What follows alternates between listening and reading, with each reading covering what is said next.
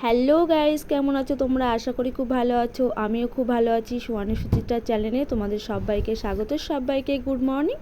তো দেখো, সকালবেলা এসেছিলো আমার একটা ভাসুরের মেয়ে, আর ওইটা আমার কাকা শ্বশুরের মেয়ে। তো ওরা এসেই বলছে যে মণি কোথায়। তো তখন আমার মেয়ে ঘুমোচ্ছিলো। তো তারপরে আমি ওদের দুজনকে দুটো বিস্কুট দিলাম। তো তারপর দেখো, আমি ওদেরকে দিয়ে আমি এদিকে চলে আসলাম ঘর মুছতে। তো দেখো, আমি এখানে ঘর মুছছি। আজকে আমার অনেক কাজ আছে, তো তোমরা দেখতেই পাবে পুরো ভিডিওটি। তো তোমরা কেউ স্কিপ করবে না, পুরো ভিডিওটি অবশ্যই দেখবে। দেখলে তোমাদের অবশ্যই ভালো লাগবে। আর যদি তোমাদের ভালো লেগে থাকে তাহলে অবশ্যই একটা করে লাইক, একটা করে কমেন্ট, আর অবশ্যই একটা করে শেয়ার করে দেবেন। আর আমার চ্যানেলে কেউ যদি নতুন হয়ে থাকো তাহলে অবশ্যই চ্যানেলটিকে সাবস্ক্রাইব করে পাশে থাকবে। তো দেখো, আমি আজকে ঘরটা ভালো করে ক্লিন করব।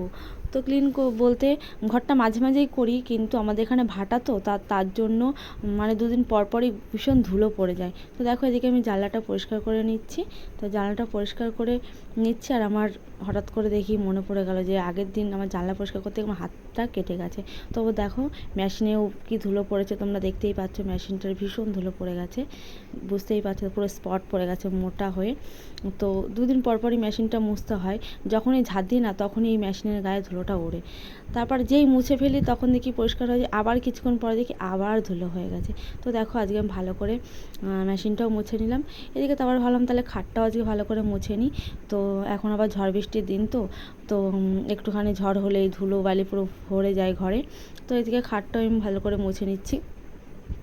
তো খাটটা মুছে নিচ্ছিলাম, আর আমার মেয়ে নাচ করছিল সাইডে শাড়ি পরে। আর ও না, আমার মেয়ে না ভীষণ শাড়ি পরতে ভালোবাসে। তো ভীষণ শুধু শাড়ি পরে নাচানাচি করে। তো আমি বললাম তাহলে ভিডিওর সামনে আসিস না, তো তুই এক সাইডে নাচানাচি কর। তো তারপর দেখো, আমি খাটটা মুছিয়ে নিচ্ছি, তোমরা দেখতেই পাচ্ছ। তো এদিকে খাটটা মুছে নেওয়ার সময় আবার পাশ থেকে আমাকে একজন ডাকছে যে আজকে সুহানির মা এত কাজ করছো।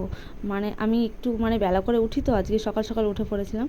তো তার জন্য সবাই বলছে আমি কোথাও যাব কি না। তো দেখো, আমি খাটটা মুছে নিচ্ছি ভালো করে। তো দেখতেই পাচ্ছ তোমরা, খাটটা মুছে নিচ্ছি। তো খাটের তলাতেও পরিষ্কার করে ফেলেছি, খাটের তলাটাও নোংরা ছিল। তো খাটের তলা পরিষ্কার প্রায় করা হয়, কিন্তু একদম কোনায় পরিষ্কার করা যায় না। তো আমি পরিষ্কার করতে থাকি, তখন তোমরা চ্যানেলটিকে সাবস্ক্রাইব করে পাশে থেকো।